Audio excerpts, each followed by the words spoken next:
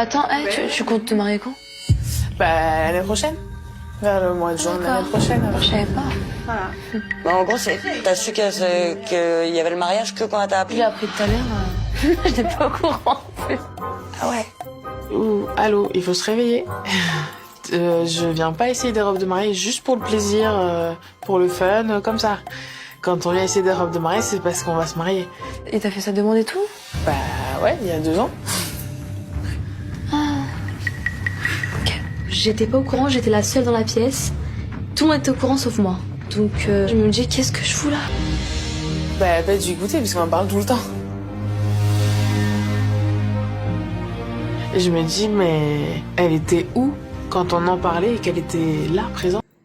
Ok, ce que vous venez de voir là dans cette vidéo là, on appelle le syndrome du rôle principal. Ce sont des personnes qui ont l'impression que le monde tourne autour d'eux, donc tout ce qui va se passer à l'extérieur, ils vont totalement l'oublier. Et donc c'est exactement ce qu'on voit dans cet exemple là, où la sœur, bon, vu que c'est pas son histoire à elle, donc elle a oublié que son autre sœur se marie. Puis là d'un coup il y a les caméras, il y a une situation qui l'oblige à un peu sortir de cette situation. Donc là, elle en prend conscience pendant quelques minutes. Déjà, en premier, on peut dire que beaucoup de gens sont comme ça. Et peut-être, on l'est tous d'une certaine façon. On a tous peut-être ce syndrome principal, d'acteur principal, où bah finalement, c'est surtout notre histoire à nous qui nous intéresse, celle des autres un peu moins. Donc déjà, à un certain niveau, je pense que c'est ok.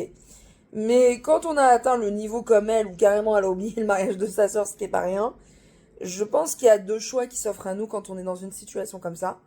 C'est où on ignore la personne qui est dans ce syndrome-là et se dire c'est pas grave, tant pis, elle est comme ça, et puis bon, bah ça fera que j'ai jamais vraiment de vraie relation avec cette personne-là.